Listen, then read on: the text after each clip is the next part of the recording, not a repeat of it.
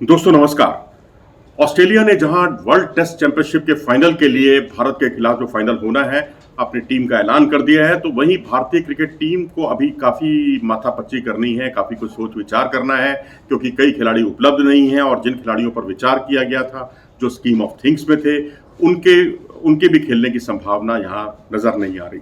फिर सवाल उठता है कि फिर वो प्लेयर्स कौन होंगे, किनका चयन किया जाएगा, कौन स्कीम ऑफ थिंग्स से बाहर होंगे। जैसा कि आप जानते हैं कि श्रेयस अय्यर नहीं होंगे, ऋषभ पंत नहीं होंगे, जसप्रीत बुमराह नहीं होंगे। अब ये तीन दिग्गजों के बिना बाकी खिलाड़ी कौन होंगे? अब अगर हम एक एक करके बात करें तो शिखर धवन के नाम पर विचार होता हुआ दिखाई नहीं दे रहा है, क्योंकि टेस्ट की स्कीम ऑफ थिंग्स में वो बिल्कुल बाहर हो चुके हैं। बेशक वो कितने भी रिदम में आ जाएं, आईपीएल के जरिए आईपीएल के खेलने की प्रवृत्ति बिल्कुल अलग है और टेस्ट मैच की शैली बिल्कुल अलग है। हालांकि टेस्ट खेलते रहे हैं वो, लेकिन लंबा समय हो गया उन्हें टेस्ट क्रिकेट खेले हुए।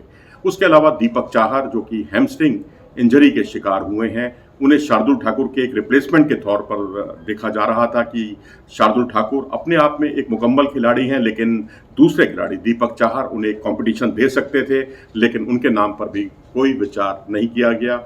और तीसरे खिलाड़ी वाशिंगटन सुंदर, जिन्होंने ऑस्ट्रेलिया में अपनी मौजूदगी का एहसास कराया, न सिर्फ बॉलिंग में बल्कि बैटिंग में भी, और मैच को जिताने में, मैच को ड्रॉ कराने में उन्होंने बहुत बड़ा रोल अदा किया।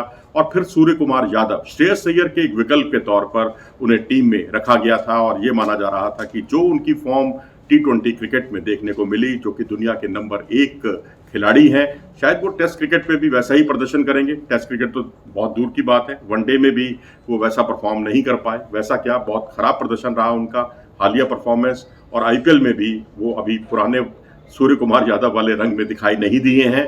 तो यहाँ पर अब ऐसे में सवाल उठता है कि जब दीपक चाहर नहीं है, शिखर धवन नहीं है, वाशिंगटन सुंदर नहीं है, सूर्य कुमार यादव नहीं है, तीन खिलाड़ी पहले इंजर्ड हो चुके हैं, श्रेयस अय्यर, ऋषभ पंत और जसप्रीत बुमराह, तो ऐसी स्थिति में प्लेइंग 11 भारत की क्या होगी? तो जो हमने एक टेंटेटिव सी एक प्लेइंग 11 जो तैयार की है, आप कितना इत्तेफाक रखते हैं हमें ज़रूर बताइएगा, क्योंकि उसमें हमने रखा है रोहित शर्मा को और शुभमन गिल को बतौर ओपनर। तीसरे नंबर पर चेतेश्वर पुजारा बल्लेबाजी करते हुए दिखाई देंगे, और नंबर 4 पर विराट कोहली, और नंबर 5 पर अजिंक्य रहाणे। जी हाँ, अजिंक्य रहाणे, जिन्होंने इस आईपीएल में बहुत ही शानदार प्रदर्शन किया।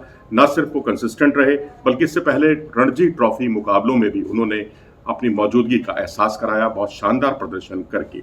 उसके अलावा अजिंक्य रहाणे के बाद आप छठे नंबर पर रविंद्र जडेजा या केएल राहुल को आप रख सकते हैं बतौर विकेट कीपर, बल्लेबाज, और उनको यदि विकेट कीपिंग कराई जाती है तो एक आपके पास अतिरिक्त बल्लेबाजी का विकल्प रहेगा। और नंबर 7 पर बल्लेबाजी करते हुए दिखेंगे रविंद्र जडेजा, क्योंकि यहाँ 2 स्पिनर्स का स्कोप बिल्कुल नहीं है, क्योंकि ओवल में मुकाबला है और ओवल में एक स्पिनर से ही आपको काम चलाना पड़ेगा। क्योंकि पिछली बार साउथहैम्पटन में हमने 2 स्पिनर्स को खिलाने की गलती की थी और वो न्यूजीलैंड के खिलाफ आत्मघाती साबित हुई थी। और उसके बाद 7 प्लेयर हुए जडेजा, और 8वें नंबर पर अब यहाँ बहुत महत्वपूर्ण सवाल है कि क्या शार्दुल ठाकुर ही एकमात्र विकल्प है हमारे पास, क्योंकि तेज गेंदबाजी ऑलराउंडर हमें चाहिए, और वहाँ पर इंग्लैंड की कंडीशंस में भी कारगर साबित होते रहे हैं शार्दुल ठाकुर। बल्लेबाजी भी उनकी काफ़ी अच्छी रही है, और ऑस्ट्रेलिया में तो एक टेस्ट की दोनों पारियों में उन्होंने जो है हाफ सेंचुरी बनाई।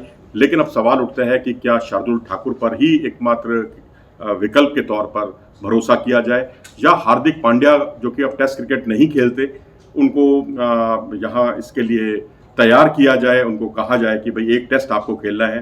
तो क्योंकि WTC का फाइनल जो है बहुत महत्वपूर्ण है भारत के लिए किसी भी अन्य टूर्नामेंट के मुकाबले, तो यहाँ पर शार्दुल ठाकुर या हार्दिक पांड्या एक विकल्प के तौर पर सामने आते हैं, और बाकी बची हुई 3 जगहों पर मोहम्मद शमी, मोहम्मद सिराज और उमेश यादव। अब देखिए कितनी लिमिटेशंस है भारत की, क्योंकि उमेश यादव आमतौर पर फर्स्ट लाइन, जो हमारी फर्स्ट 11 जो चुनी जाती थी विदेशी दौरों पर, और आमतौर पर उनके नाम पर विचार नहीं किया जाता था, लेकिन अब उनका फ्रंट लाइन 11 में रखना मजबूरी है।